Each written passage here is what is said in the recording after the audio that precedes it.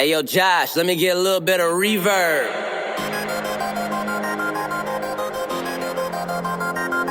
Yeah. J. Will. Yeah, I'm about that lifestyle. I talk green work, repping it all over. It's right on the t-shirt. Fan for a lifetime. Yeah, that's a long pass. Figure I would show some love right on the podcast. Turn this up loud and make sure you don't do nothing else. Cause if you're listening to us, then you're improving your health. My name is J. Will. Welcome to the show, yeah. Wrestle, flow, flow, flow, yeah.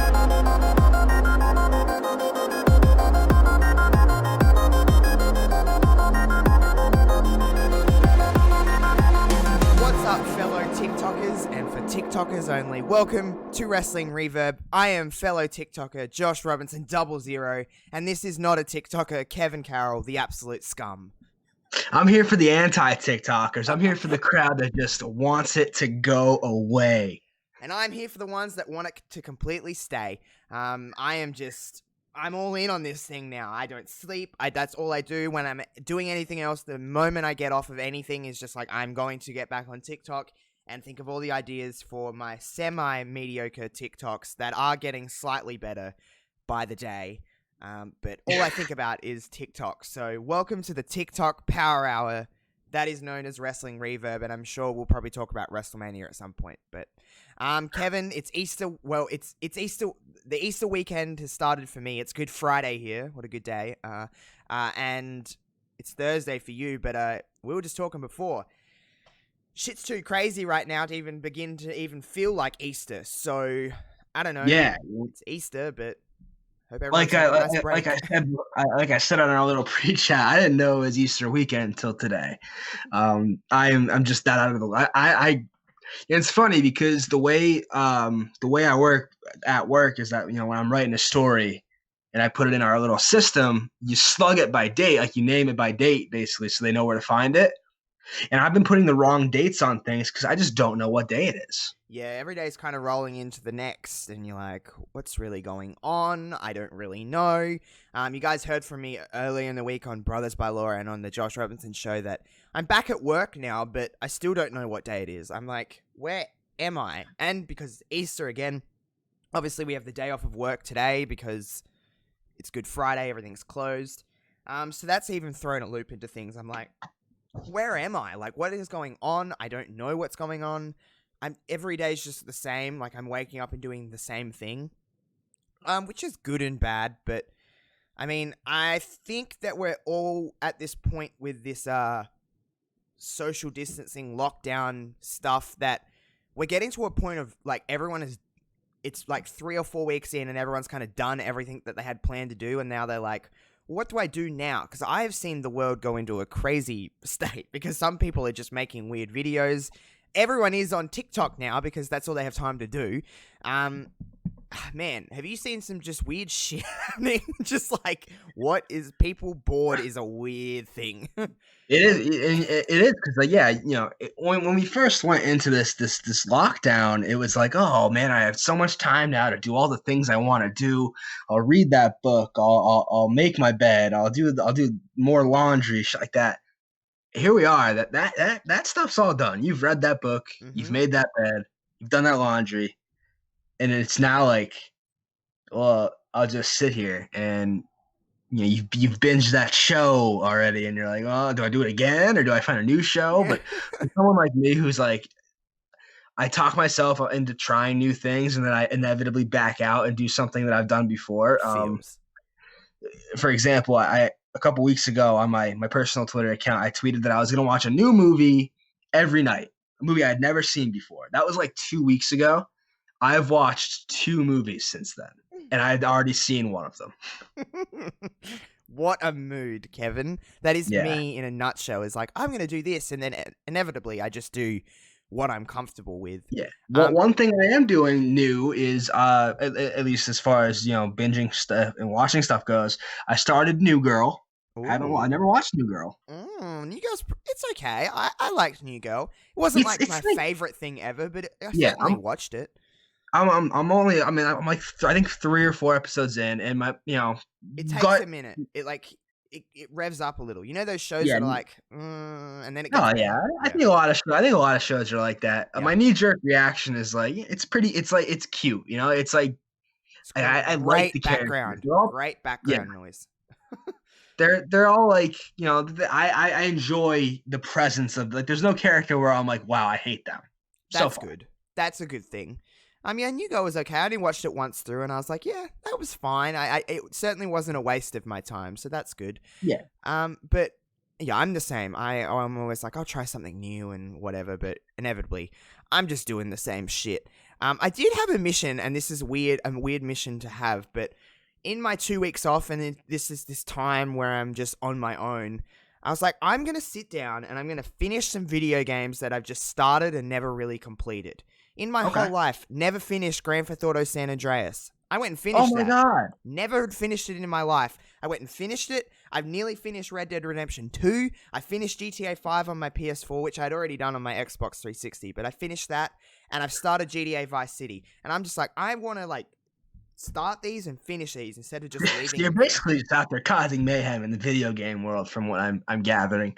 Yeah, GTA and Red Dead Redemption. Yeah, basically that's what I'm doing. But I've just noticed even like some of like the channels that I watch on YouTube. For example, I still watch Jenna Marbles because I'm stuck in 2011. But let's not go there. But even she's just like, she had a video yesterday that came out. It was like a 30-minute video of her showing us her house in the Elder Scrolls Online. I'm like, she never makes content like this. She's going crazy as well. It's like everybody is going just absolutely nuts, and it's wonderful to watch because it's great. Yeah. Content-wise on YouTube is like peak because everyone just has time on their hands, so they're just making stuff. It's interesting because there's such a like right now there's probably never been a more of a demand for new content. Yeah. So these creators on YouTube and all, you know, Twitch and all that stuff, And on they're probably TikTok. like, they're probably sitting TikTok, you know, they're probably sitting there thinking like, well, we have to make a lot of new stuff, and they have the time, but it's not the creative juices necessarily. It's so hard to come up with something new like every day. Yeah, like I'm just, even me personally, I'm like I had those 2 Josh Plays things, which I never do a week apart. I'm always spacing them out, and I'm like, I've obviously got all my other shows that I do, but I've been like bankering out some recording, and I have a lot of Josh Plays in the thing that I just had time to do because I don't have anyone to talk to, so I'm like, let's just talk into a microphone and play video games for a couple of hours. So like I'm getting more stuff done, and if I can look on the positive side of anything, and like I do, I mean, the positive side of this whole mess is that people are getting shit done and people are making quality content, and I don't know, I'm spending a lot more time with my cat, which I never hate, so can't really be too mad. I mean, shit's still crazy. Although I will say, Australia, out of everyone in the world, is slowly flattening the curve for this country. We're doing the right thing. We're staying home. Obviously, we can't become complacent. There's still a long ways to go. But we're slowly, like, the cases are getting down every single day. Like, new cases that are being discovered. So that's a good thing. I mean, if you can look at it like that. Maybe we could take some friggin' example. It's so hard to gauge in the United States because it's like every state's sort of doing their own thing. Like California are going down, I believe. Yeah, we're all blanketed. Yeah, Pennsylvania is not.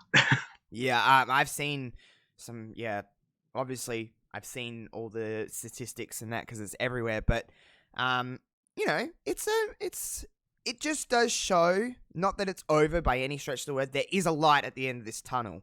Like, there is a way to get through this. We could conceivably get through this. You know, it's not out of the question. It's not like we're done, you know? Oh, no. We've still got a long ways to go, but who knows? We're fighters, though. We are fighters. I think we're going to get through it, and you can probably hear in the sound of my voice, I don't sound as so depressed when I talk about it, just because, like, I'm sick of being so, like, towards it. Like, yes, it's a part of life. We can talk about it. It's fine. But we can also just... I'm not focusing and dwelling on it as much as I was. Just because it's slowly becoming normal, which is weird. If you understand what I mean. Like, it's slowly just, it's just a part of life. The sort of the novelty of it all is wearing off, where it's like, you know, a couple weeks Ah, ago. And this was all new, and we were like, wow, like there's nothing on TV. There's no sports on. You can't leave the house. Everyone's got masks and gloves on. It's so weird. And now it's like kind of, it is. Yeah. It's kind of normalized. And yeah. that in itself is very weird. It is weird. And another thing that I noticed before we move on to what this show is intended for, which is wrestling, I think, musicians are on their YouTube channels, their Instagram Live, by the way, is blowing up. Everybody's going live on Instagram. But musicians are doing covers of their songs, and they're writing new music, and they're just sharing it, immediately to the world because they can't go in their studios and record these things. So that's kind of cool to see. Even like, I don't know if you are a fan of late night talk or just talk shows in general, but Jimmy Kimmel and that are doing all their stuff from their homes. Like they're doing what they could do because they know these especially like late night talk show hosts, because they've assumed sort of a role where it's like they're sort of, a lot of people I would argue like get news from late night talk. Like they hear a lot of things right from Kimmel and Fallon and Colbert. Yeah. So these guys are like, a big part of everyone's lives. So for them to be and Trevor Noah too is doing stuff from his home. These guys are out there, they're trying their damnedest to put out stuff for you to sort of make it feel like, nothing's changed. Like they're trying to make it feel as though it's normal. Life goes on. Yeah, life is going on, and they obviously have connections within the entertainment industry to talk to, whoever it may be, and get them on their show. Here's a side question: who's your favorite late night talk show host? I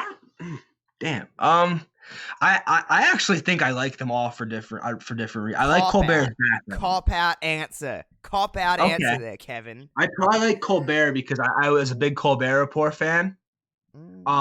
I like Jimmy Fallon's games, but I don't like his like demeanor. He laughs at his own jokes too much. I think he thinks everything is just a bit too funny. I'm a Kimmel guy. I'm a Kimmel dude. I love Jimmy Kimmel. I like Kimmel. I think Kimmel is. I don't know if I call him the funniest. I think he might be the most inventive. I think he might be the most like. He's very like. It's not. Fallon to me seems like it's constantly like he's trying to make a joke. Kimmel's a little bit more natural in just having a conversation and making it funny. Yeah, I think Kimmel's brand of humor is a bit more like deadpan, and he's he doesn't like force. Yeah. I think Fallon forces jokes. I think Kimmel and Colbert just sort of let them happen. Yeah, and obviously the thing that even like Colbert doesn't really do like bits and skits and stuff. Fallon literally that's all he does. Yeah.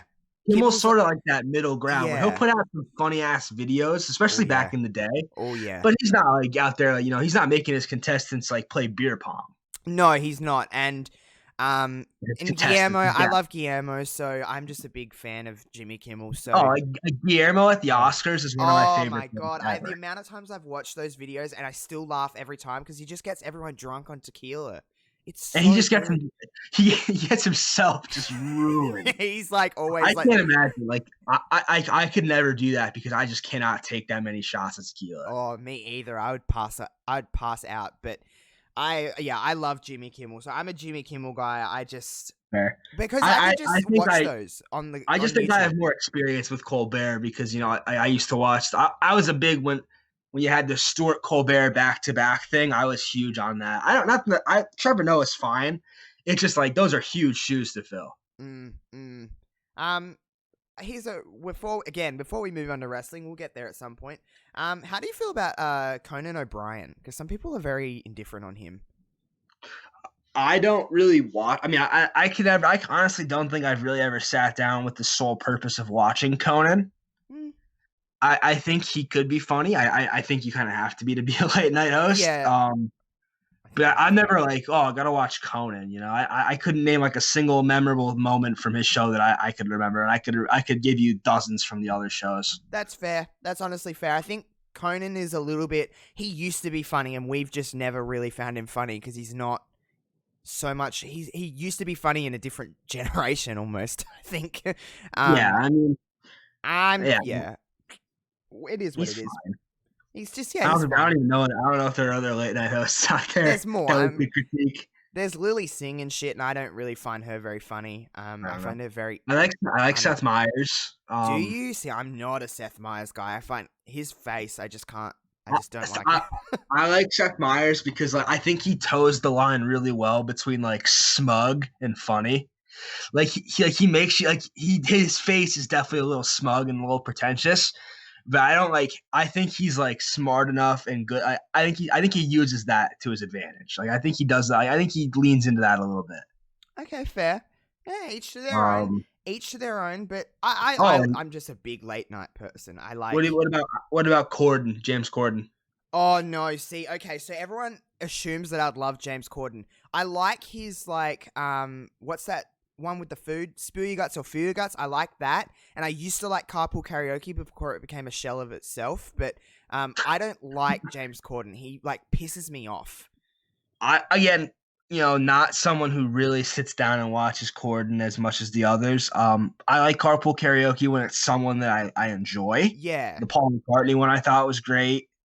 The Chili Peppers I thought was cool just because like you get to hear them sing their songs. The Michelle Obama one is fantastic. I never saw that one. It's with Missy Elliott. That's a combo. Jesus Christ. And Michelle Obama raps, and it's like, holy shit. Oh, she's probably dope as hell. Michelle Obama was like probably one of the coolest people in the world. Honestly, like I always really like Michelle. When like I don't know how you feel about Ellen DeGeneres. I know that's daytime, but she has these like things where she takes like Michelle Obama to CVS and stuff like that, and it's oh my god, it's hilarious. Have you been it's kind of topical that you bring up Ellen. Have you been seeing some of the backlash she's been getting on Twitter? A lot. And apparently and I don't know if I believe it because like everything I know about Ellen suggests that she's just a delight. But there's so many people saying that she isn't that makes me believe it. Yeah, a lot of people seem to have stories, like firsthand stories of how she's like bad.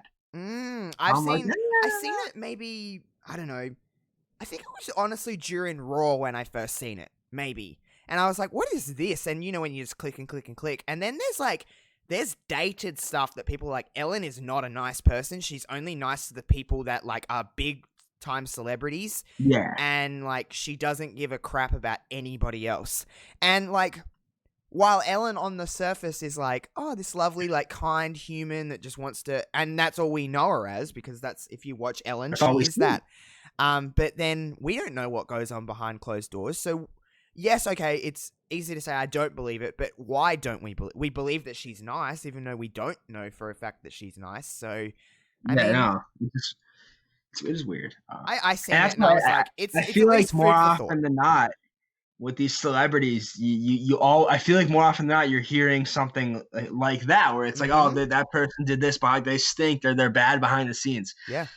It really sucks because obviously these celebrities put on public personas and you think they're so great, and you sort of get to liking them. You like their stuff. You like their deal. And then Ellen is like, she's always helping people out and just seems like the funniest, nicest woman. Yeah, that's why I enjoy hearing stories where like celebrities help people. Give me that tea. Give me that tea on anybody, whether it's good or bad. Yeah. I'm just here for it. Yeah, that's why I love hearing like genuine good stories about celebrities because it sort of reinforces the fact that there are decent people in like positions of power. I don't know if you know this about this person, but I always see kind stories about one of the most. They say, when they say like this is the most like kind human in Hollywood or blah blah blah. They say the most unproblematic person in Hollywood is Anne Hathaway. I believe that. Me too, because she just looks like someone that isn't like, she just seems like a nice person, but she doesn't like... She seems like down to earth. Yeah, and just like very normal and like not doing anything bad, not doing anything like overly great, like going out of her way to be like, here's $100,000 to these people, just like... She seems like, I think she's not someone you see pop up in like the tabloids or on TMZ or, like, when have you ever seen a bad Anne Hathaway story? Because I can't personally recall. So I think the most heartwarming thing is that I've never heard a bad story about Tom Hanks Me either. And And that, I was so sad when he had coronavirus, and it was I in know. Australia. I'm I glad was like, it seems he's on the mend and on the up and Yeah. up. But he's someone that if I heard a bad story about Tom Hanks, I'd probably crumble because he just has this reputation as like the nicest guy. yeah, I always like celebrities that I always look at as like just like I just think these are nice people is like Pink. I always see great stories about Pink and the way she talks. I like Pink. I don't really love Pink's music, but I don't know. There's something about her that's just like you just seem like a I real do person. like Pink's music.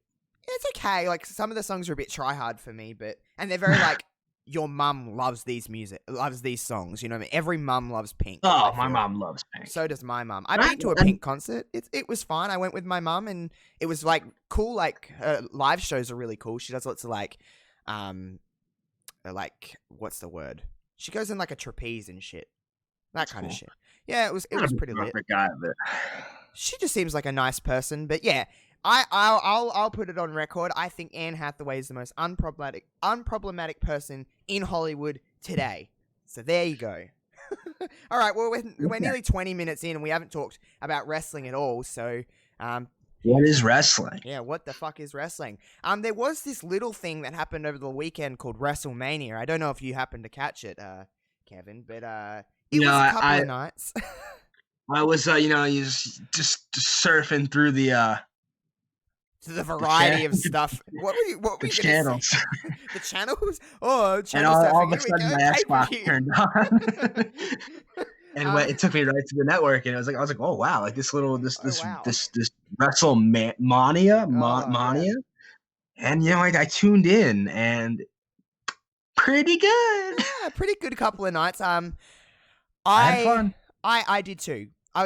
I went into the show with I don't know what I was really expecting. I know we talked about it and we're kind of like I was optimistic. I was like hoping for I think they were going to surprise me. They certainly did. I think that there's not really too much to complain about in that situation that they're in. They put on a pretty damn good couple of nights, to be completely honest. And that's the thing where when I was watching it, and I've watched it back even since, and I'm like, I didn't like that. I didn't, this, rubbed me the wrong way. I have to like put it in perspective and be like, they're literally operating with their backs against the wall here. And they did it. But you know what? Yeah. WWE has shown time and time again that they are literally never better than when they are faced with an unfortunate situation. Yep. Whether it's like from a fan's perspective, a world's perspective, when like people go into a show, it's like, this is going to be a terrible show. That's when their best shows happen. That's when they're like, all right, well, we'll show you. Like, get fucked. Every so often, they just have to remind people that they are literally the preeminent wrestling company in the world for a reason. Yep. There's a reason they have the staying power that they do. There's a reason that they are, whether people like to admit it or not, and people will disagree with this, they are the number one wrestling company in the world, because at the end of the day, their main focus is what happens inside of that ring. They do have a lot of I don't even think you could argue that they're not. I don't think you could say they're not number one. I would factually debate you. Yeah, just statistically and just they are. They're the most. If people don't know wrestling, they don't even call it wrestling. Sometimes they like you watch the WWE and you just say yes. That right there is a really good point. Yeah. I know people that I talk to, they know that I like this. I'm very open about the fact that I like WWE, or like wrestling, I should say. And they will say to me, oh, so you watch that WWE stuff, not that wrestling program. You watch that WWE stuff, because that is wrestling to the casual fan. Wrestling isn't wrestling. Wrestling is WWE. Wrestling is John Cena, The Rock, Hulk Hogan. That's what wrestling is to people. So they don't know who Cesaro is. They don't know. If I try to explain AEW or New Japan to a non-wrestling fan, they'll look at me like I'm crazy. Yeah. If I just say, I was watching WWE, they'll at least be like, oh, okay. I know what that is. And no further questions. That's how I kind of it's weird. It's weird to you get that all the time, and I usually just give them the middle finger. But that's how I literally just say I don't care. I literally say, okay, cool, middle finger, see you later. I don't really want to have too much of a conversation with you. That's basically my way of dealing with people like that. But yeah, that's it's just easier to say, I watch the WWE. There's really not many follow-up questions. And that's, if I said I watch wrestling, they'd be like, so you watch that stuff with John Cena in it? And I'd be like, yes, I watch the WWE. That's how I'd basically have that conversation go, because that's what what it is. So when their backs are against a wall, whatever the situation is, they genuinely do show up, and they're like, okay, we'll show you who we are, and we're going to do the best we can. And I mean, let's dive into, did you watch the pre-shows to both? I did, yeah. Okay, so I will say, night one, I was under the influence, so. Okay, cool. I don't know. The pre-show concept obviously was a lot different because it's not usual. Usually at this point, it's a 2-hour kickoff for WrestleMania, and they're in the stadium and all that kind of shit. Obviously, that wasn't going to happen. Corey Graves and Peter Rosenberg did it, which was cool. I like Peter. He's way better than Sam Roberts, so I'm more than happy. And Corey Graves is good at dictating those kind of shows. They were fine. We had Cesaro and Drew Gulak on the first one. That was a little short, but I mean, I'm not mad at seeing Cesaro and Drew Gulak technically open up. WrestleMania. It was definitely short, but it was good. I think that, you know, it could have been longer for sure, just because, you know, it wasn't like you had the regular pre-show where you have like 3-4 personalities all trying to get their licks in, and you have, you know, interviews and all that stuff. It was and literally usually on a kickoff, on a WrestleMania kickoff, there's 3 or 4 matches. Yeah. And so it definitely could have been longer, but I'm not like crazy mad about it because what we got was very good. Yeah, it was that fun. finish was like super ridiculously crazy. Cesaro is great, and I'm glad that Drew Gulak is getting way more time lately to develop himself with Bryan and everything going on there. So I was happy. Yeah, that's a really interesting group of people. Just on both sides of that feud, you have just a fantastic wrestling, but also you have good character. Like Bryan and Gulak are like your wrestling purists, and then you have Shinsuke the Enigma and Cesaro, the sort of the hitman of the squad, and friggin' it's just, you know, and then of course Sami Zayn I think Sami Zayn is pitch perfect in his role. Me too. I'm really into all of them. We'll talk about the Intercontinental Championship match in a second, but we did technically open up WrestleMania for the first time ever with women. Women have never opened up WrestleMania before. Tag Team Championship match. Didn't think this would go on first, to be completely honest. No, it didn't seem like an opener to me. I'm not mad, but again, in retrospect, not mad at it. They got some time. They got some time. They did. And it was I kept like thinking like, what is this? I was like, wow, like, I can't believe this is like still going. And there were some near falls. There was like some good shit, you know. Tag Team Championship. Not mad at it. You know, this WrestleMania, every match should conceivably get time. Yep, because there's nothing in between. It's just all wrestling, and this was the longest women's match, I believe, of the entire 2 nights. It was. The only one that can come close is a little later we'll talk about. But tag team title match, Bliss Cross. I said I thought they were going to win these championships. I am happy to see them. I think with Bliss and Cross, I love the Kabuki Warriors, don't get me wrong. Now, at the time of recording, of course, we're recording before SmackDown. There is going to be a tag team championship rematch on SmackDown this week. Who knows? Sometimes WWE do those things where they put them back on and it was just like a WrestleMania win. Who knows? But I sense that Bliss and Cross are going to hold on to these championships for a little while at least. I thought the match was pretty damn good. I like the finish. I like that Nikki Cross got to showcase her skills and really kind of come into her own in this match. Bliss got the win, of course, over Kairi Sane. How do you feel about the title change and what did you think about particularly Nikki Cross in this match? You know, I wanted the Kabuki Warriors to win. I said that on our preview show. I thought they would win. So I was a little surprised. Part of me thinks that, you know, I would have liked to have seen a new team, you know, someone new pop up to take the belts. But in the absence of that, Bliss and Cross are they're a great team. They've really proven me wrong. I remember going back to when they first formed, when I was like, this isn't gonna last. They don't have the right dynamic. I don't buy it. And I've eaten my words. You know, they are terrific. The clash of styles is like, and just personalities is so ridiculous. It works. And they didn't get to really run with the belts the first. This is the second time they've had them, right? Yeah, second time. The Kabuki Warriors actually beat Bliss and Cross for the Yeah, titles. that's what I thought. You know, Yeah. I don't think they really got the chance to run with the belts the first time. So maybe this is them saying like, hey, we have this tag team. They've been around the block. They are two really good competitors that people believe in and like and want to watch. So nothing against the Kabuki Warriors, because obviously people really love them too. I think that's become apparent. Yeah. I think, but I'm interested to see, and I thought, and to touch on what you said about Nikki Cross, I think I have always liked Nikki Cross. I think she's a really underrated worker in the ring.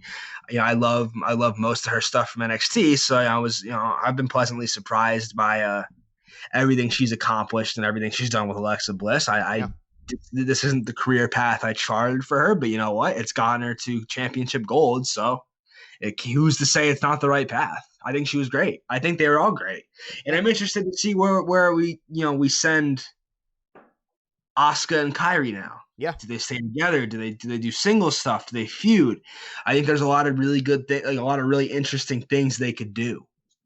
Yeah, I actually completely agree with everything you just said. I'm happy. I'm happy with it all. We'll move along because we've got a lot of matches to go through. We won't spend too much time on some of these, like Elias and King Corbin.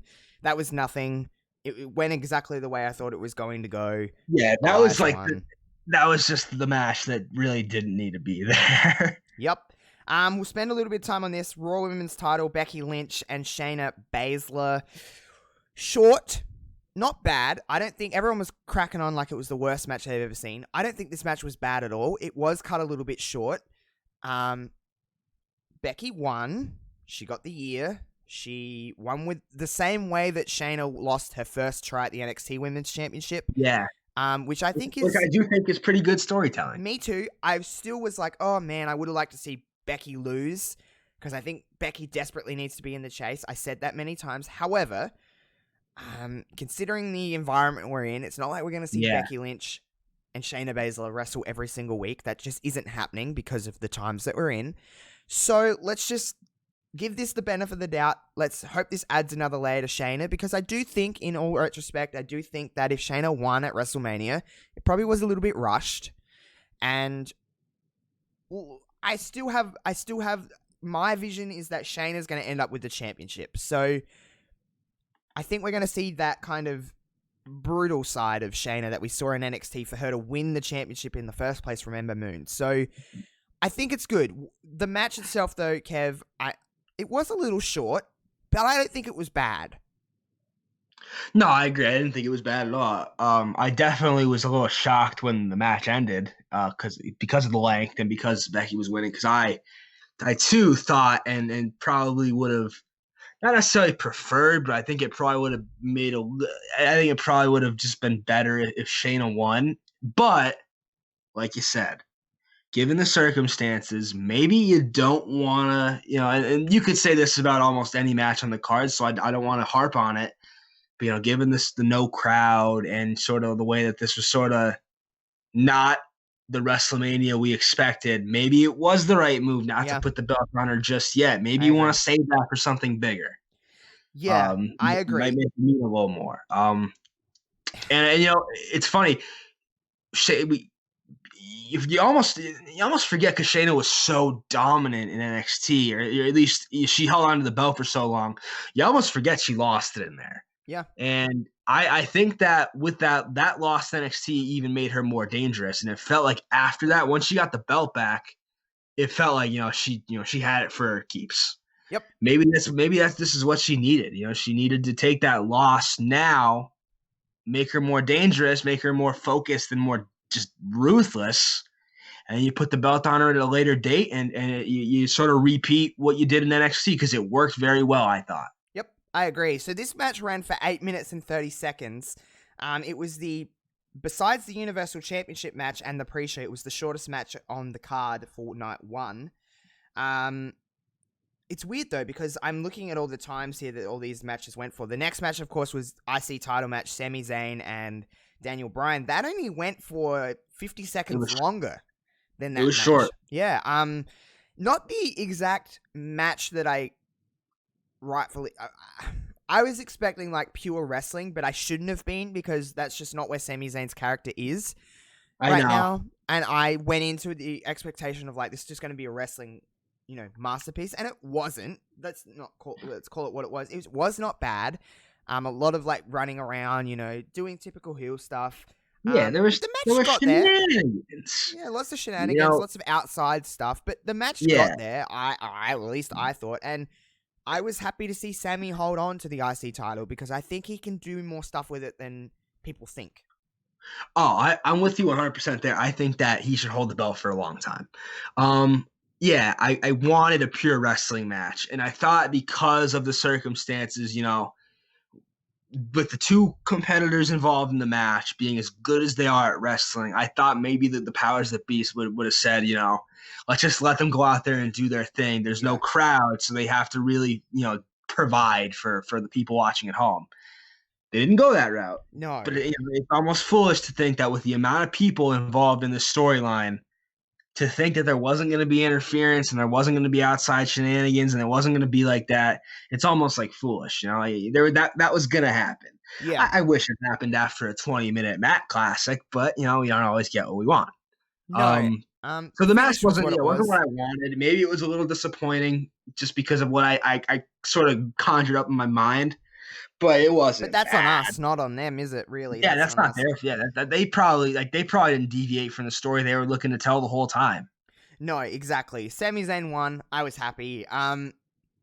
Man, we'll spend a little bit of time on this, I'm sure. Well, we might not because it's just so easy to talk about. But ladder match, triple threat for the tag team, SmackDown Tag Team Championships. Morrison, Jimmy Uso, Kofi Kingston representing each member of their team.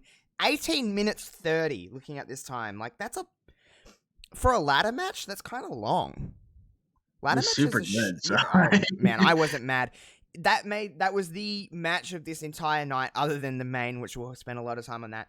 This was like the wrestling match of the night. Also, it made me feel like it didn't matter that there was no crowd. I was the crowd for that match because I was just popping, and I was just like, oh my god, the spots that they were doing in that match, the spot that got me the most out of everything, other than the finish, which I absolutely fucking loved, was when Morrison walked on the top rope like a tightrope and then did the Spanish fly. This was the Morrison that I was like, I loved in 2011 or 2010, whenever he was fucking there last. I was just like, that's the Morrison I want, and this Morrison is the one that I'd been waiting for since he come back. I'm like, this is John Morrison. This is his lane. Like, he's great with The Miz, and I think his character work, I think they're doing great stuff. And now I'm like finally getting to see the John Morrison in the ring that I missed. Yeah. And I just think that it was just some of the bumps that these guys were taking, and the finish itself was, I thought, some people hated it, some people loved it. I was on the loved it train. I just thought it was really cool because he's a heel and he's sneaky and like I shouldn't win kind of heel. It made sense, right? Like, he's gonna you win by hook or by crook, and it's the best way. You slither out of there with a win. Yep. Obviously this was like I don't think anyone looked at this match going in and said, well, this probably won't be good, given the caliber of competitor. Even taking out the tag team aspect of it, and making it just a straight up triple threat with Jimmy, with Kofi, and with Morrison. Morrison's interesting to me. I was not a big Morrison fan in his initial run, right? Oh. I was not. I didn't care for him. I didn't think he had much of a character. I think that with the exception of Dirt Sheet Morrison, I think what we got now is a perfect combination of like the shithead character with like the parkour wrestling. Yeah. Because when he turned like into a good guy, he became like the parkour guy. He was doing all the cool things. He didn't really do that when he was, Johnny Nitro and when he was, ECW champion for a minute there. He didn't really get into that until he became a face, which makes sense because when you're a good guy, you want to do cooler things to pop the crowd. I think right now he's like the perfect mix where he's got that character work down pat, but he's also still doing that cool shit. Yeah. Did you see the Morrison and Miz rap video? Did I see it? I ain't jested that. That was amazing. It was maybe the greatest thing I've ever seen. It possibly could have been, just because it's so that's one of those like they have no embarrassment level. That's the thing. Miz will literally, and I didn't know this about Morrison, but him too. They will literally do anything. Yep, And that they'll do anything to just make people laugh, and they're just so they know how bad they are. Like, Yeah. they're just their catchphrase is so bad, and I absolutely it's terrible, and it's the point, and I love it. The way they do it, they're like, we are the greatest tag team of the 21st century, and then they look back and be jealous. Like, be jealous? Like, what the fuck does that mean? Yeah, it's like 2004. I had no clue this video was gonna pop up on my screen during the pre-show. They played it, and I was like, I understand why these guys are the champs. They are literally head and shoulders, just doing everything right now. They're so good, and I just think it's just that match was just nutty, and it was just the best, and it made night one. It put night one on a different level, especially at that stage, because we'd seen some okay stuff, and I was like, okay. Then this was like, this doesn't matter that there's no crowd. Imagine if there was, that crowd would have been going nuts. Oh yeah. But this is like they had the mindset that I thought maybe Bryan and Zayn would have, where they're like, all right, there's no crowd, so we have to go out there and just do some nutty shit. And that's kind of the mindset I had with Bryan and Zayn. But I knew we were gonna get it with this ladder match because A, it's a ladder match. B, you have 3 really great wrestlers, and you have guys that, especially obviously with Kofi and Jimmy Uso, where they work so well together. They could do literally anything. Yep. I just think it was really good. Now next we have what started as a normal match went into a no disqualification match. 17 minutes long, by the way. Kevin Owens and Seth Rollins. Now, first things first, let's not talk about anything that went on in this match. Seth Rollins had white gear, and I went nuts. I was like, yes, Seth, you brought back the white gear, and it's the best thing ever. Wear white. I don't know what it is. It just takes me back to when he was that double champ and everything like that. It makes him feel. I think the white gear works with this Messiah character. Oh my God, yes, and the way he holds his arms out, and it's just he's very. This character may be some of the best character work he's ever done. He's a sneaky little son of a bitch with this. He did the little things, he just embraces literally being a god, and I think the white works, and I know we talked about this on the preview show. I don't think that either of these guys are really like necessarily at the top of their game right now. I'd argue Rollins is probably closer, and I thought that I as a result of that line of thinking, I really wasn't like crazy looking forward to this match, but again, like WrestleMania as a whole, pretty good. Yeah, obviously what we'll focus on here, and the thing we're going to talk about, is the big elbow that Kevin did from the WrestleMania set to Seth Rollins. He jumped off the WrestleMania set. This is literally the only time anyone will ever get to say they literally jumped off the WrestleMania sign. Can't be mad at that. I thought it was, again, like you said, way better than expected, way better than it had any right to be. But at that point, at that same point, look at who's in the ring. They've worked together multiple times, and they've always had good matches. They're great. They're great wrestlers, Yeah. And so I thought it was good. I just think the thing with Owens is like I want to root against him. I don't. See, I find Owens really relatable and likable. Let's see. I see that, but I just think he's just so good as a bad guy. But they both are. But they both are, and they're both going to be heels and faces so many times throughout their careers. So yeah, I mean, and I just think we have a lot of the same baby faces. They're small. That's how baby faces seem to operate in WWE, unless they're Roman. So this is kind of nice to have like the everyday man as a baby face, and I don't know. That's just how I look at it. But the match was good. Owens won. I thought Owens was going to win. I didn't think Seth was going to get the win here, just the way the feud went. It was fine. Let's talk about the Universal Championship match. Coming in at a staggering 2 minutes 10, Braun Strowman. We don't have to. Braun Strowman defeated Goldberg in what was just literally a WWE 2K match where you put the finishers to unlimited and you just press triangle as many times as you can to hit your finisher and just try and get the 3-fall. That was literally this match. It's literally it's such bullshit because like it's exactly the match I expected it to be, Yep. and this is a world title we're talking about. I don't And care I'm about like, the Universal it was Championship. 2 minutes. They hit like 4 finishers a piece, and that was it. And I expected that. I That's don't what like that's what Goldberg. they've I done don't to like me. Braun Strowman. I don't like the Universal Championship. I didn't like this match. It is the one aspect of WWE that I just genuinely don't like, and I don't care about it. I didn't pay attention. I just was like, power slam, spear, new champion. I don't give a fuck. Like, that's how I felt. I never feel like that. But I don't like Strowman. I don't like He's the Goldberg. most I mean, I don't like unrelatable- Goldberg. I like Goldberg when he was like Goldberg back in 2003. I didn't even like Goldberg then, though. So, I've never been a Goldberg guy. I understand what he did for WCW, but other than that, I don't care. Let's not even talk about that match. It I think basically he's didn't happen. I think he is destroying his legacy by just continuing to do this. And those reports that came out about him and the way that he was like, I'm not losing to the Fiend, is very Goldberg-esque. And I'm not going to get into that I have at all. no problem believing that because like it's like 99% what happened. Like definitely what happened. Definitely, I want to believe that's what happened. And the reasoning he gave that was reported was that he didn't want to like hurt his younger fans. I don't think he has younger fans. No, what are we considered? We're not considered younger fans, are we? We're that. We're like that sweet spot, you know. I mean, middle. we're like almost old enough to have watched him at least when he was in WWE. You know, maybe not necessarily when he was in WCW, but we watched probably. I mean, I didn't. But He doesn't. But let's just get to the point here. He doesn't appeal to us. No, but I don't think he appeals to younger people. I don't think that they're like, oh, it's Goldberg because he's literally some guy that wrestled in the '90s that they don't know about. He's just some old man. Shows up every once in a while. And literally all he's done, with the exception of his first match, when he came back in 2016, I'll give him that. Survivor Series was cool. WrestleMania was cool.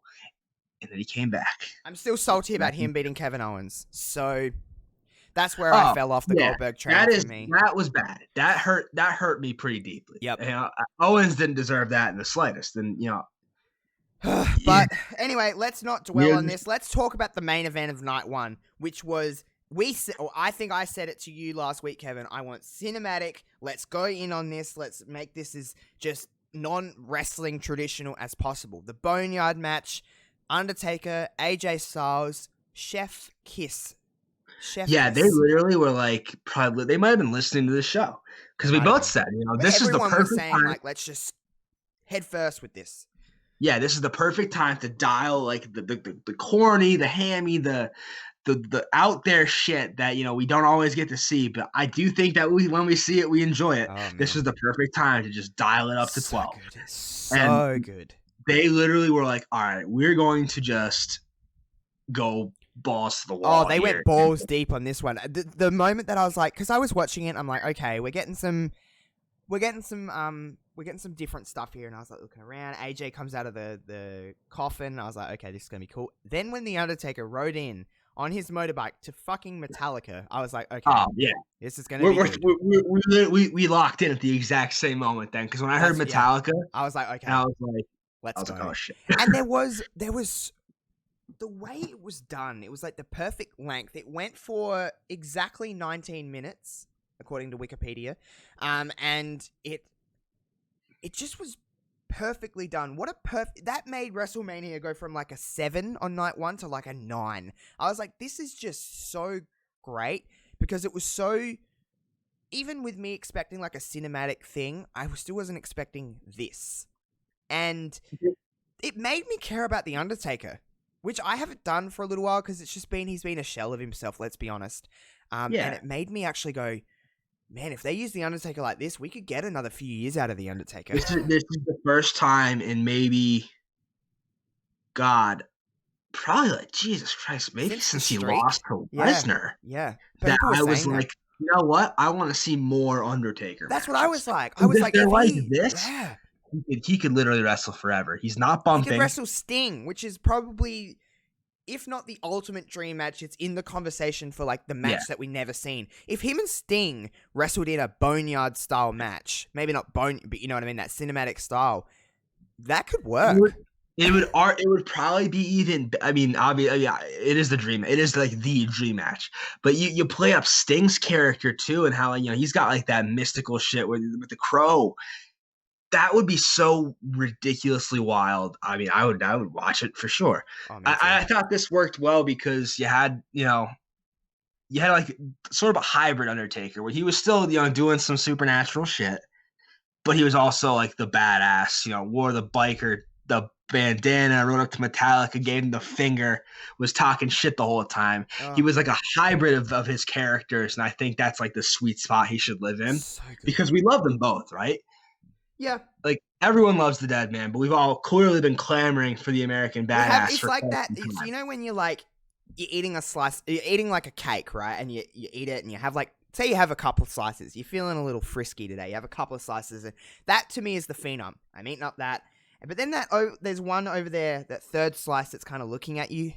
And you're like, oh, do I want to eat that? That's Biker Taker. It's like, yeah. That's like if I'm feeling real good, I want some Biker Taker. It's a weird example, but I get what you're saying. Yeah, bitch. Yeah, I thought Gallows and Anderson were used really well, literally getting thrown off roofs and stuff. And just so good. Oh man, it was just so good. It's crazy. Like when AJ went to bury Taker, I thought that was the end. And you know what? I was like, that's really good. I love that.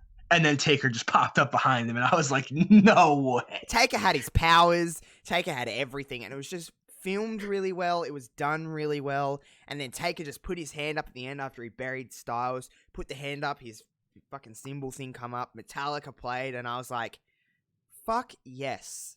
Just amazing. Really. I went from like, and I was like, WrestleMania wasn't bad. I'm like, do I even want, it's night 2, am I going to be busy for night 2? After the Boneyard match, I literally was like, well, I can't miss night 2 now. Yeah. So let's go into night 2. We'll talk about the pre-show because I want to talk about Liv Morgan. She defeated Natalya in around about 6 minutes. It was a fine little match. It wasn't anything crazy. However, yeah, that was pretty much my takeaway. Was that it was fine. It was like a pretty pre-show-esque match. Yeah, like nothing crazy. Obviously, there was no story going into this, but I want to talk about Natalya because Natalya is kind of boring. But Liv Morgan, every time she wrestles, impresses me more and more and more. She does new shit that I don't really see any other person doing. She has like a different look. She has a different feel about her. She has like a personality inside the ring that I'm like, I know we use this word a lot in wrestling, but there's potential with her. Potential. Mm-hmm. I think the thing that jumped out to me was, and it definitely jumped out to me before. Her selling is so phenomenal. She really makes me like think, wow, Natty's really beating the shit out of her, and that doesn't happen often for me. So no, nothing against Natty. Natty's a good worker. It's just like, okay. Listen, if I'm gonna say anything about Natalya Neidhart, is that she is very good. She's very solid, but she's wrestled the same match for 12 years. The same match and the same character since 2007. This bitch hurt me. I can't get over this bitch. She was my best friend. Let's have a nice little solid wrestling match where I kind of work you. I think Natalya Neidhart is a way better heel than a face for what I like. For what I like in a heel, she doesn't do flips. She doesn't do anything flashy. She's a mat wrestler, and that to me is a perfect wrestling heel for me. Yeah, I know that's not everyone's cup of tea. I think the reason I probably enjoyed this match more so than like her more storyline matches was precisely that, because it wasn't you were my friend and now you've betrayed me type of match. It was literally just like two people having a wrestling match. They were like, there was some gamesmanship, but they weren't, it wasn't a feud. It was just two people having a wrestling match. And sometimes I think that's the best. I not all the time, because obviously you have to tell stories, but I love it sometimes when there's like not really a feud, people with mutual respect, there's no heel face. Sometimes I just like to watch a good old wrestling match. And that's what Natty brings. And if you're into that, Natty's the best wrestler there ever is. And again, everybody, I don't think Natalya is bad, because she's obviously not a bad worker at all. She's just Natty. And there's just a certain level that you can get with Natty. And that's what I know. And you're never going to get anything horrible with Natty. That's not what I'm saying. It's just that you're just going to get a Natalya match, especially where she would be in the position with Liv where she's leading. She's obviously the more experienced out of the two. But I just think this was a nice. Natty is good at making people look better than her, so you know. This is a testament to her. showcase for Liv. Yeah, great stuff. And clearly, Liv is someone that they're investing time in, right? Yep, Or she's young. She has a look. She's good. She can get a lot better, and that's what I think with Liv. A little green around the gills, but she's young. She's clearly, with the repackaging and the insertion into the Lana storyline, she's clearly someone that they have plans for, or at least they're trying to have plans for. They're testing the waters with her. Yeah. Obviously, which I think is the best thing you can do. You're not gonna make new stars unless you try. It's not always gonna work. You're gonna have some dog shit storylines and some, it's not always gonna be that what you want.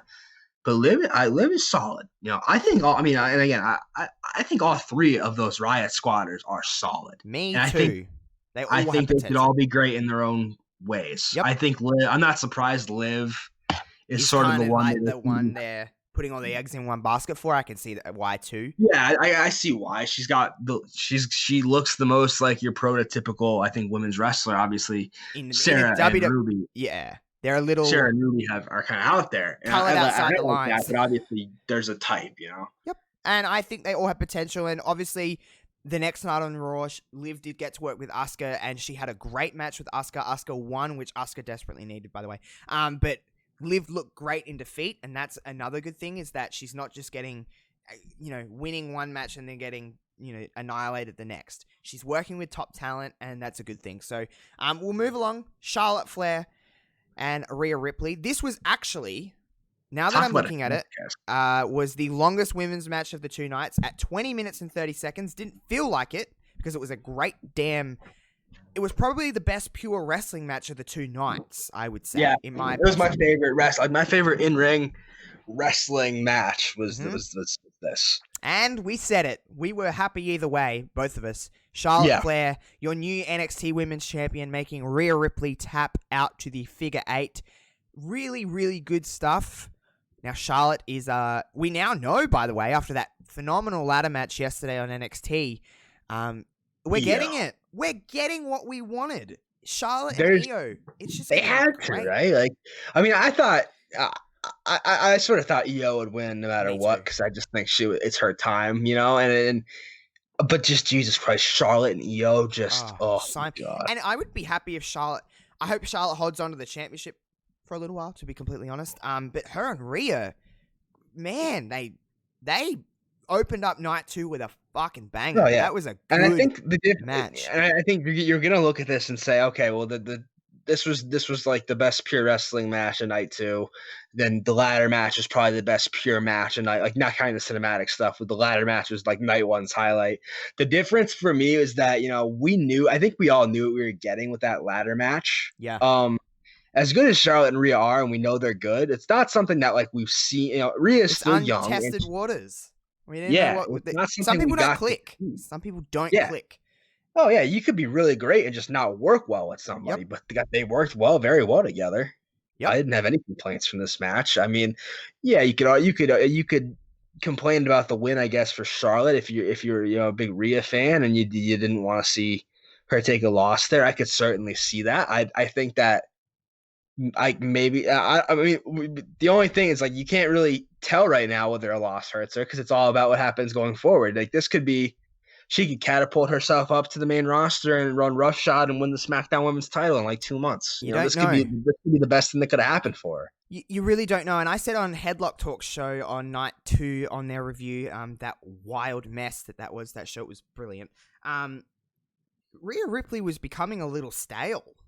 I think she won the title and just became a belt carrier, to be completely honest with you. And I love Rhea. It's because that moment where she won the belt is an iconic NXT moment with the people in the ring and stuff. Like, that is a seminal moment in NXT history. Like, that was crazy. Iconic is a very triggering word for me right now, because I don't. What?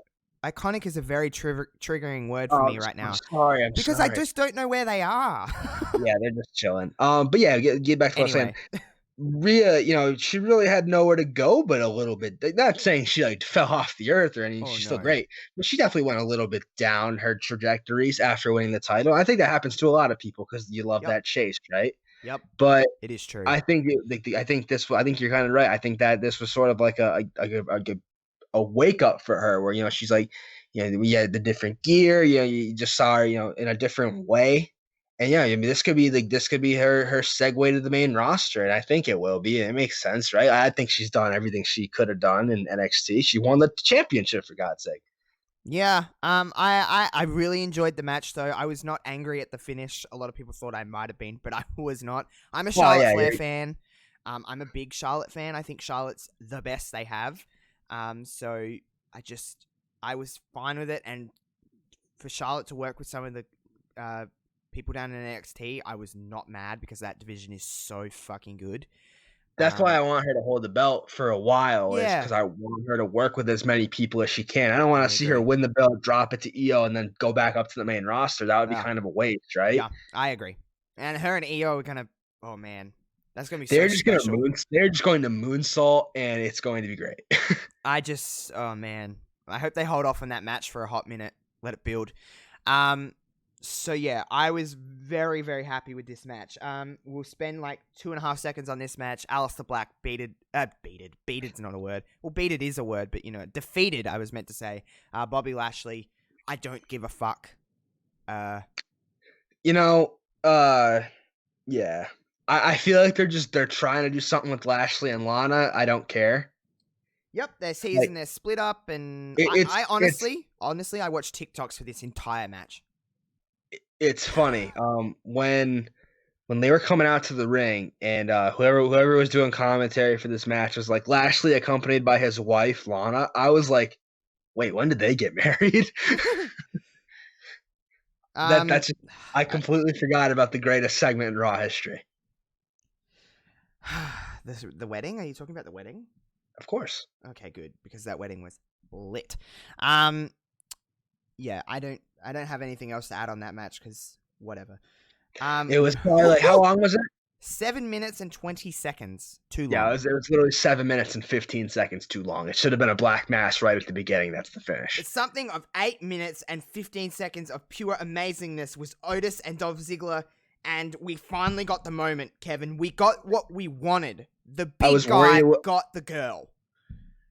I literally didn't believe it was going to happen until it happened. Like I was like, oh, Ziggler's going to win because Vince doesn't think that Otis can get the girl, and Ziggler's going to kiss Mandy Rose, and Tucker's going to be here, and he's going to screw Otis, and everything I didn't want to happen is going to happen, and it's going to suck.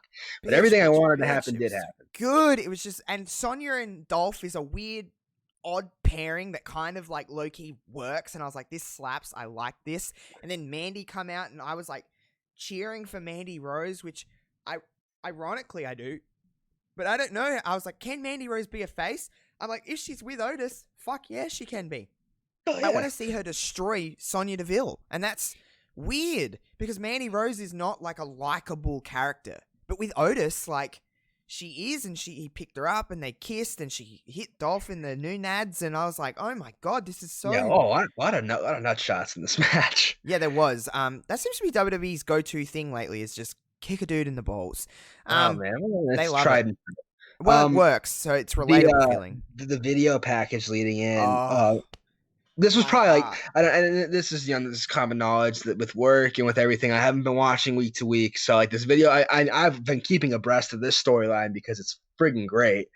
But the video package was so well done that like any like doubt I had in this storyline was just erased. I was like, oh my god, so good. It's just so. This story has layers, and that's what I like about it. It's very simple, though. It's just very much like it's like simple and like a little complex at the same time. It has so many different moving parts, and it's just there were like for something as simple as a love story, there were like 5 different ways this could have gone. And it's like I've never been more excited to see a mixed tag match ever. And I'm so excited for this mixed tag match. For what feels like the first time ever, WWE was presented with multiple options, and they made the right choice. It was just, I just can't, like, I'm looking at it and I'm like, they didn't do anything wrong. I got exactly what I wanted. I got Mandy Rose hitting Dolph Ziggler. I got Mandy Rose hitting Sonya Deville. I got Otis winning over Dolph Ziggler at WrestleMania. And I got Otis kissing Mandy Rose to walk away he got the pretty girl. Like, Otis is the greatest of all time. he absolutely fucking slays. And it was just, oh man. I've watched that match a couple times over and I'm like, this is great. This is so great. Did you mention the crowd for that? That was the one time where I know. That's one of the ones where it's like, damn, that would have been great in front of Imagine that 80,000. pop when Mandy come out, slapped Sonya, hit Dolph, Otis won, and then they kissed. They would have went. The building might have nuts. exploded. It would have And went. in like a small thing that comes out of this that I'm looking forward to is that inevitably at some point, I know you mentioned the mixed tag, but we are going to see Sonya and Mandy like one-on-one at some point, and that's something I've been waiting on for like a long time. Yeah, and we've been talking. I love Sonya. I didn't think I'd be rooting for Mandy Rose in a Mandy Sonya feud, but like, how could I not? Yeah, it's just, I mean, I just smile when I talk about this because there's just so much stuff I want out of it. But I'm just so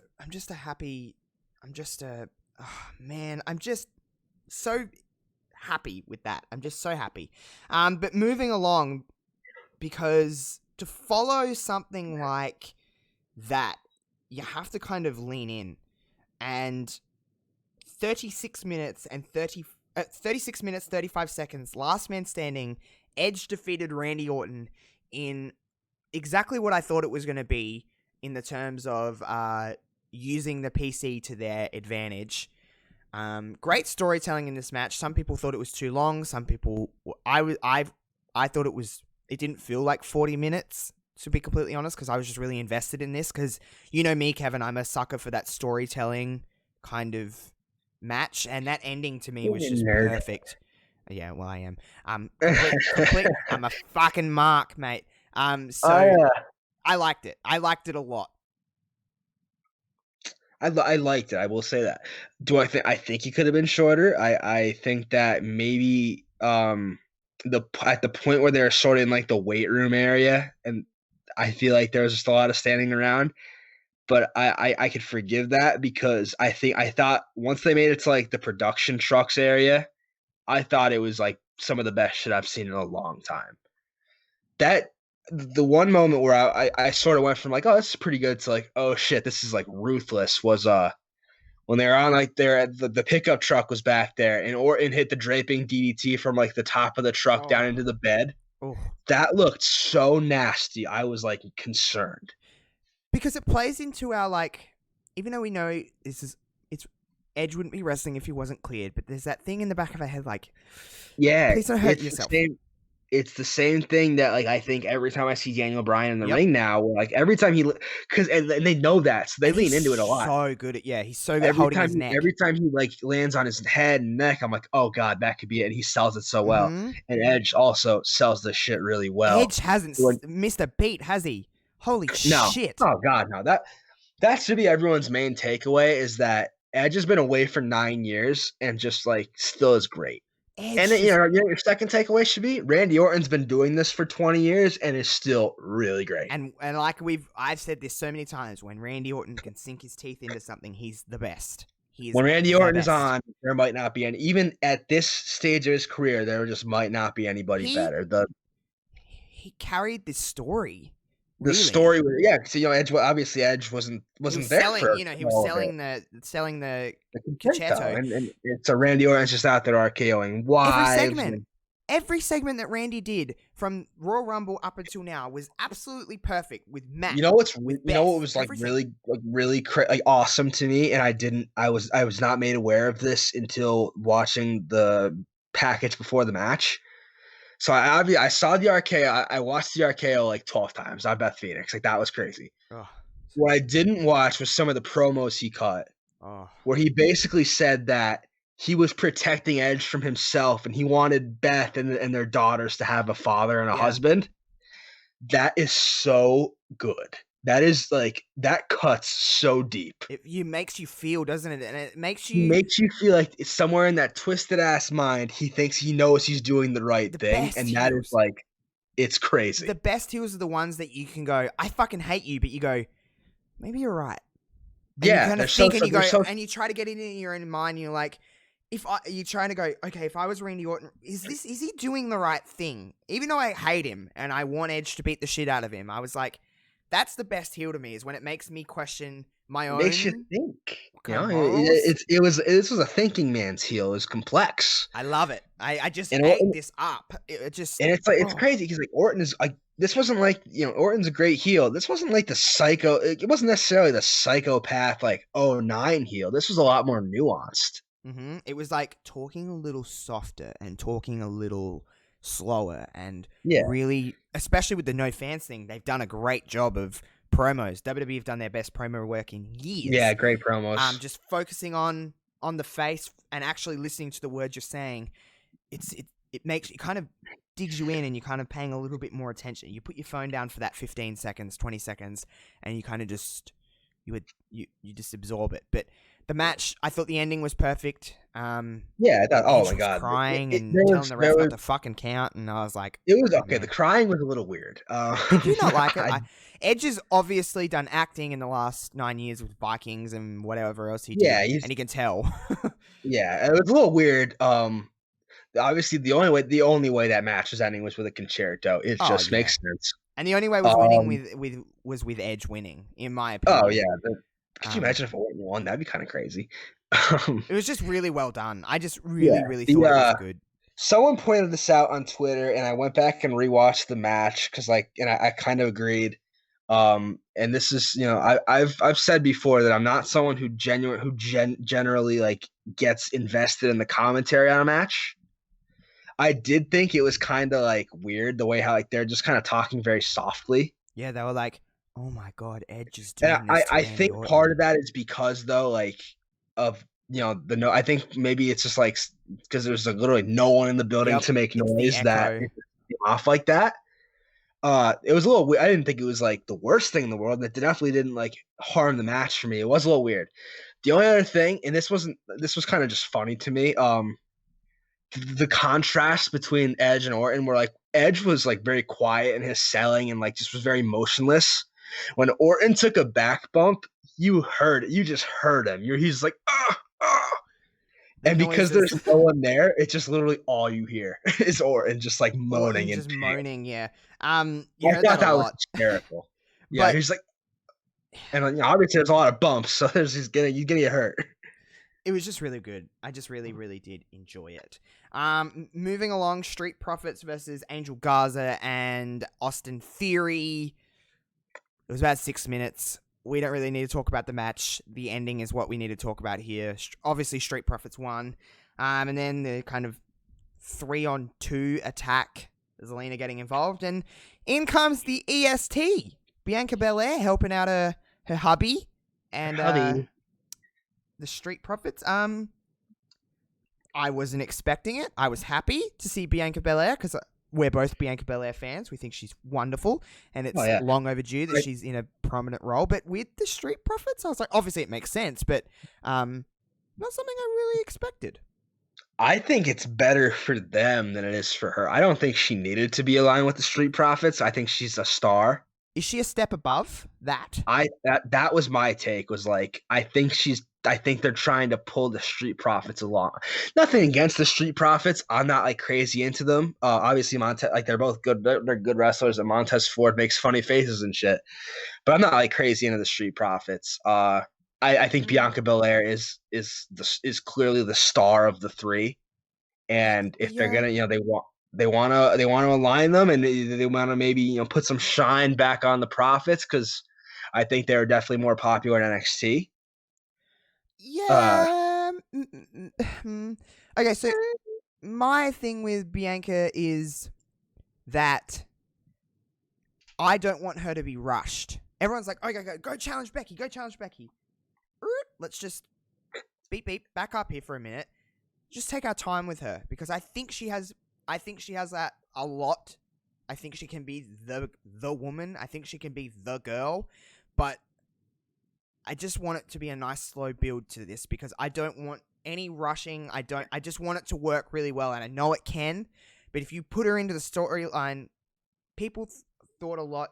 I know it's a little bit different. People didn't have maybe the same expectations for Lacey, but a lot of Lacey's stuff that people hated her so much was that she was thrusted right into the women's championship storyline last year around about this time, and it halted her a lot. I understand. We'll talk about Lacey a little later. The difference, though, I think between a Lacey and a Bianca is that Lacey was like not really a prominent figure in NXT. True. Bianca was. Bianca was, That's in true. storylines for championships and got a lot of great matches in and became someone that people loved. Whereas I'm sure a lot of people probably weren't that familiar with Lacey, and then she was like immediately in the Raw Women's Championship picture, That is true. I will admit that, but nonetheless, I just hope it's not rushed, and I hope she works with the Street Profits for a little while, works with Zelina, and then just slowly builds her way up, because that moment will be a lot bigger. That's my thoughts on it. But was what it was. I'm happy to see Bianca Belair officially on the main roster. Speaking of Lacey Evans, there was a fatal 5-way elimination match that went for 19 minutes and 20 seconds long. Bayley, Lacey Evans, Naomi, Sasha Banks, and Tamina, the absolute machine.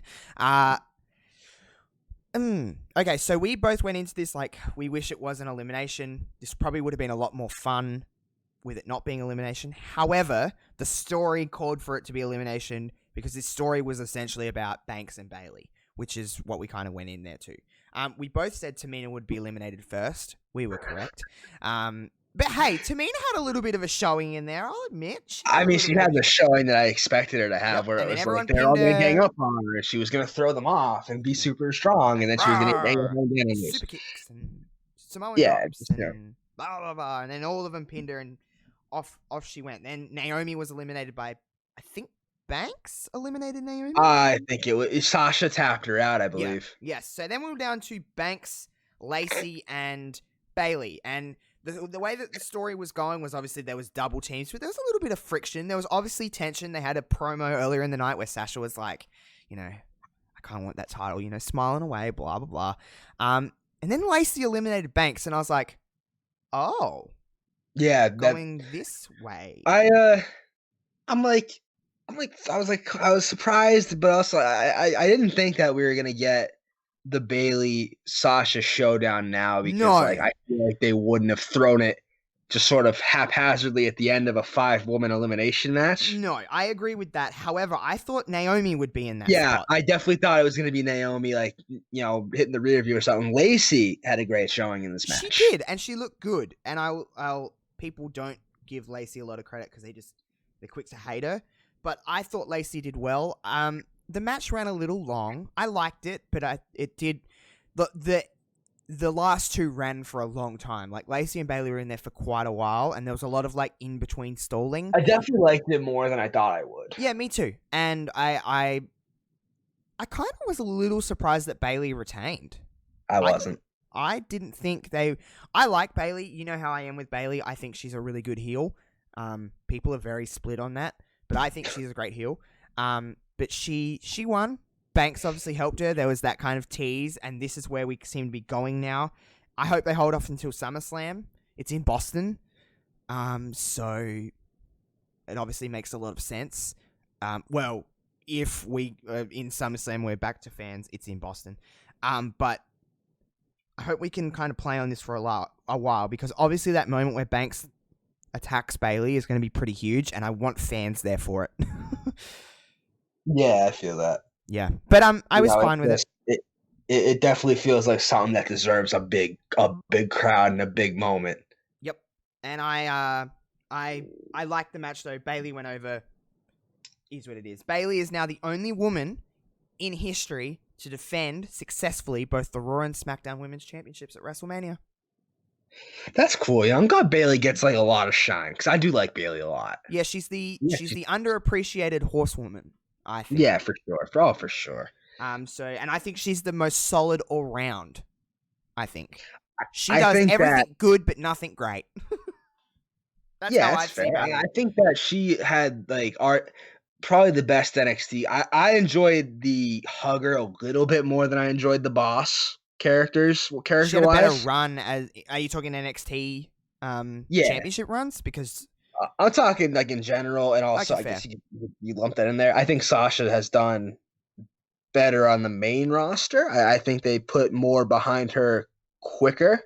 Yep, I agree with that. Bailey. But Bailey's obviously shown out well for herself, and she's done, she's been quietly just pretty damn good. Yeah, she's like just underneath the best. That's how I see Yeah, Bailey.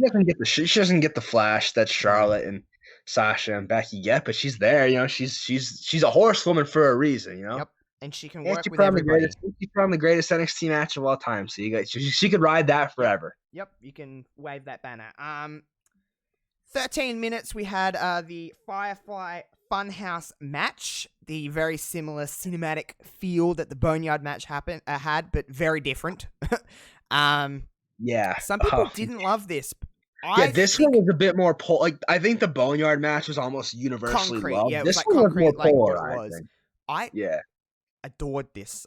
I liked this better than the Boneyard match. Personally. I don't know if oh god, it's so tough because it's so different though, and the actual, if you think about the story of it and stuff like that, it worked so well. It was a little like crazy and like, what the fuck is going on here? But that's Bray Wyatt in a nutshell. Like sometimes he's talking, you're like, what the fuck? But there's so many callbacks. It was just, from the moment it started, I was just like, this is just brilliant. The thing with this whole thing was that like they made it like here's the thing with the Fiend is the Fiend works better sort of in theory, with like promos and the weird videos and all the cool, like all the psychological stuff. Definitely works better than like the Fiend in the ring. I think that's where people sort of like are like, So this was literally playing to his strengths. It wasn't a wrestling match. It was literally as described on Twitter, a trip through John Cena's biggest insecurities as a performer. Yeah, it was his fears, wasn't it? It was like everything that he's fought against, and when he finally fought against it, he lost. Yeah, like, was he going to get fired? No, too. Was he going to become the doctor at Thugonomics? Was he going to turn heel? It was literally like every what if we've ever had about John Cena. It was inside the mind games of Bray Wyatt. Yeah. It's like how Bray Wyatt or the Fiend or Funhouse, what the fuck ever you want to call him. It was how Bray Wyatt sees how he envisions his mind games, is play onto people's insecurities. He's a bully, essentially. Yes, that's what bullies do. He's so goddamn good at that. And they had like the Bray Wyatt cult thing, and that, like, we hadn't seen that in so long. I was like, oh, that's the Bray that I remember. Like, oh my god, Bray was so great. Bray's just a great talker, and Cena's great. Cena is great at what he does. I'll give Cena like a lot of props because he clearly had fun doing this. Oh, you could tell, and I'm sure this wasn't the match John Cena envisioned. Talking with Vince McMahon 4 months ago to go, I want to come back for Mania and I want to work with Bray or whatever the plan was. Probably wasn't the match he envisioned, but it's certainly the match we got.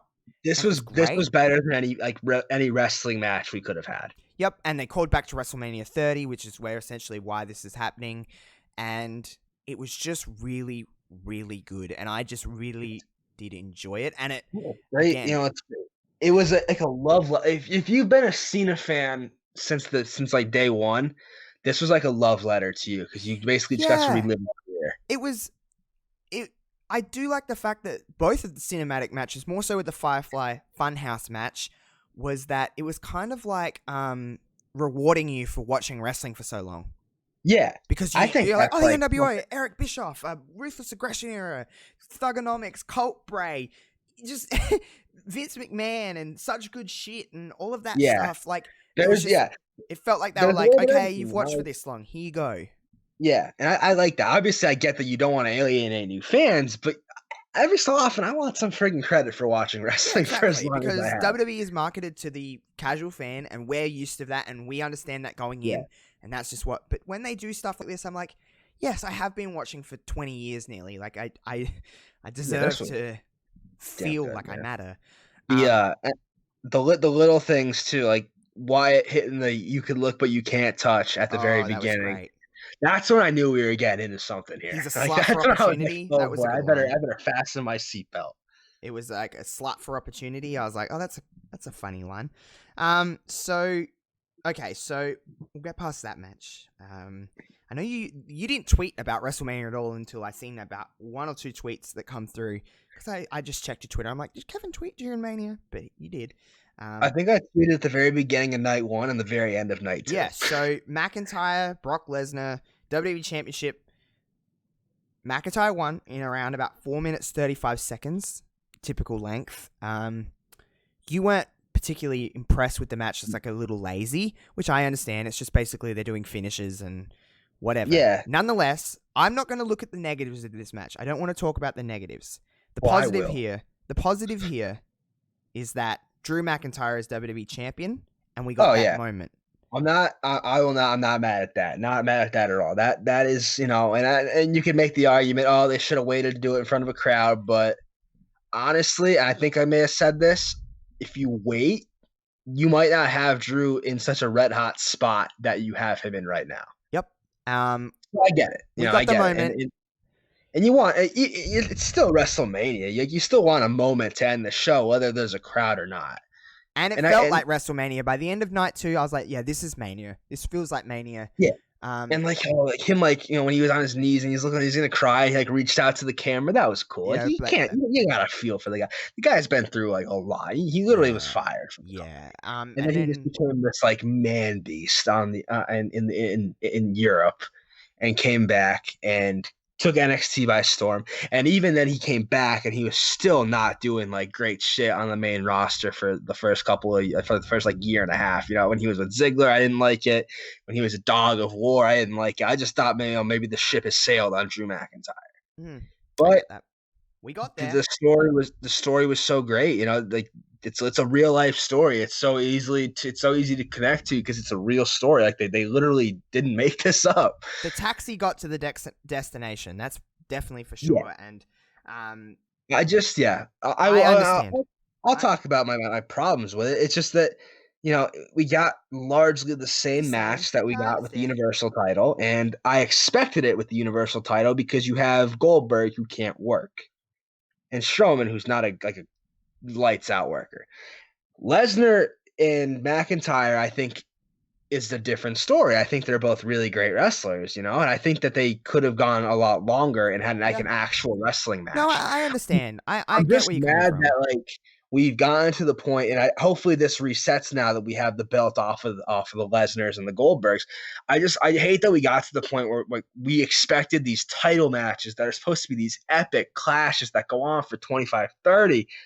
They've been reduced to 4-minute spam the finisher button matches, and I hate that. I don't like that at all. I really just don't like the finishers. It worked the first time. It worked at WrestleMania 31. I'll give it that. When it was Lesnar Reigns, and Reigns just kept kicking out F5s. That was cool. That was crazy. After that, it just got old, and now I don't want to see it anymore. As much as I know Lesnar could wrestle. I know he can go long because we've seen it. No, I understand. I get you, and I know where your frustration is coming from. McIntyre won. We got that moment. Of course, technically, the main event of WrestleMania, I guess, was the Big Show and Drew McIntyre, which is fucking weird. That makes it all worthwhile. Whatever. McIntyre beat Big Show as well. Have you watched any of the Big Show yet? It's on Netflix. I've heard nothing but good things about it. It's actually fantastic. I haven't finished this first season. I jokingly mentioned to some of my friends that watch wrestling. I'm like, guys, we're gonna watch the Big show. But after talking to some people and sort of seeing some snippets of it on Twitter, it seems like it's pretty good. It honestly really is. The thing with the Big Show is that, as much as he turns, really and as much as he could be a bad guy and a good guy and a bad guy and a good guy, he seems like a genuinely really good person. He does. I've never heard a bad thing about the Big Show. No, I agree. So that presents itself to comic situations rather naturally. Yep. I agree. It was good. It was good. WrestleMania as a whole, it was just fantastic. Yeah. I made this point on Aussie Lucian's show earlier today. That people could say what they want about the Big Show and how he's always not past his prime, yada yada yada. That's a huge win for Drew McIntyre. Yeah, it is. They've protected the Big Show pretty well, I'd say, throughout his whole career. It's not like he just loses all the time. He's been a champ. He's been champion a couple of times. Not necessarily only the world champion a couple of times, ECW and the WWF, but. He's been, he's held pretty much every belt you could hold. He's always been presented as a force. And for Drew to beat Lesnar and then beat Big Show in one night, technically one night, That's crazy to me. That is Yeah. like that speaks to what they feel about McIntyre. And you know what the thing with the Big Show is, like, since we get we get to see him so infrequently, and especially in matches, they've got, like, it feels like he's gotten better at wrestling. Like, Maybe. this match, I thought I did watch McIntyre Big Show, and I thought it was fine. And before that, you had Big Show and Strowman, and I thought every single one of those matches was just perfect.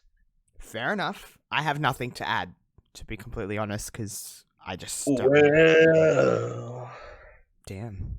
Well, yeah, that was WrestleMania. It was good. I really enjoyed WrestleMania. I thought it was much better than it had any right to be completely honest. That's like the best way to put it, is that, like, it exceeded expectations by a lot. Yep. I thought it was great. They did what they needed to do. There was nothing really bad on the two shows, to be completely, like, bad, where I was like, ugh, other than the Universal title match. How do you feel about Gronk winning the 24/7 title? Oh, I don't care about Gronk. I kind of honestly erased that from my mind, to be honest. I get He's that, honestly great. He is pretty good at talking, in the terms of, like, he can keep energy. he's got more energy than most people. But I'm not like a huge fan of the guy, but I didn't know who he was before WrestleMania 33. I thought the sort of launching himself onto a pile of people, it probably sends the wrong message in the social distancing era. Well, everything does in this. Like, they shouldn't really be wrestling, to be Oh yeah, that's completely true. If you honest. want to look at it like that. But here's what I'll say about Gronk is that I sort of thought, when they're like, "Oh, he signed with the WWE," my take on that was like, "Oh, he's gonna do something at WrestleMania, and then he's gonna, like, leave. He's gonna get paid. He's gonna go." Clearly, if they're gonna put, even if it's the 24/7 championship on him, he's got to come back, right? Like, he's gonna be here. Yeah, he's in Maybe there. we'll actually see him wrestle a handful of times, and if he's willing to dedicate himself and, like, to be somewhat, he doesn't have to be a full-time wrestler, but he's gonna wrestle matches and stuff. I respect that. I just don't want him to come in. They said when he signed with NXT. That's good. I just don't want him to come and, like, get a huge paycheck and, like, fuck off. You know? Well, no, I don't think that's going to be. He's a hell of an athlete, and he's like big and fast, and, like, he probably could be a pretty decent wrestler. Probably. We'll see how it goes. If he's willing to take the time. We'll see how it goes. Overall, though, good WrestleMania, good stuff. I enjoyed it. Nothing really more to add on that. The only other thing that I want to talk to you about, which could go really long or not, I don't know. Did you watch The Edge 24? I didn't, actually. Oh, you need to. And get your tissues, because you'll cry like a little girl. I bet it'll make me cry. Oh my god. It goes for about an hour and a half, so, grab a snack. Okay. But it's Maybe I'll watch the best 24 they've ever made. I did see multiple tweets saying that, and I'm sure it's great. I never had, like, the emotional connection with Edge that a lot of people seem to have. Bitch, I did. I know. I should say. I'm glad he's back. I'm glad he's healthy. The but Rumble even if pop. you don't, Kevin, it's a story. No, I get it. Literally, they started the 24 as life after wrestling, and it moved into, I'm wrestling again. And they talk about the fact that, I won't spoil too much, but they talk about the fact that AEW offered him a lot of money. Damn. And he was like, they said another wrestling company, but that means AEW because they talk about all the others. So they said, if it wasn't for AEW, I'll put it this way: if AEW didn't offer him money to wrestle, Vince wouldn't have probably been like, well, okay, because he said I was going to go to Vince and, like, blah blah blah. Like, I'm going to have to tell you my offer to Vince because I've been loyal to Vince, and if he can't match it, then fuck yeah. If I can get cleared, I'm with you guys. But he went straight to Vince, and Vince said, well, we better see if we can get you cleared. That was the first thing he said. Yeah. And then it was, after that. So, everyone that hasn't watched the 24 on Edge, it's definitely 1000% recommended viewing if you're into that kind of documentary style. But I think it's the best 24 they've ever made. Just for the detail and the emotional level of it, and how much Beth Phoenix actually helped that man. Oh yeah. She's a saint. She's a wonderful. She just seems like a very nice human being. And she always has. Yeah, and great worker. Ooh, Beth Phoenix is yeah. so good. Literally, like, put the company out, at least the women's division on her back for some time. Yeah. Yeah, honestly, she was the woman that was in the wrong generation of women. The glamazon. The little crown thingo.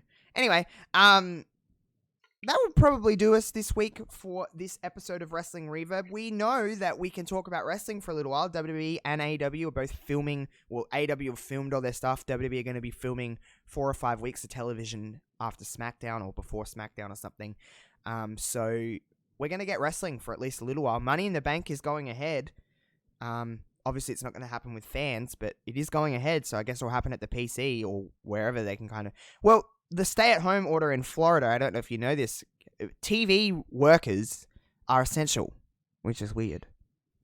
I mean, I will say Florida literally seems to be making stuff up as they go. But I'm glad they are, because like, it means I get wrestling. So yeah, we get wrestling. So we're going to get wrestling for a little while, so we don't have any problem with content. Not that we ever would. We talked about Ian Hathaway at the start of this show, so I don't know.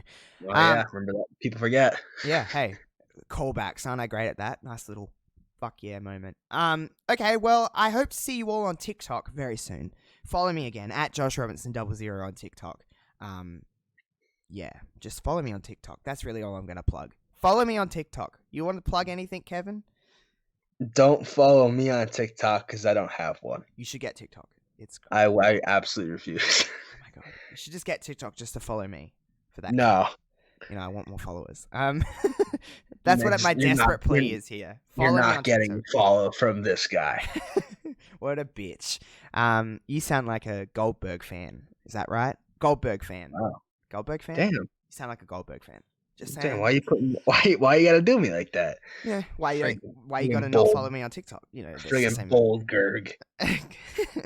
Alrighty, guys. Well, that will do us this week on Wrestling Reverb. Make sure you rate this podcast 5 stars on iTunes. Comment down below if you're watching on YouTube. Like, share, subscribe, all that good stuff. Give us a old retweet on Twitter. And you will catch us next week for some more wrestling talk. And, of course, you can catch all the shows I have here on the Josh Robinson 00 Network. And we'll see you on the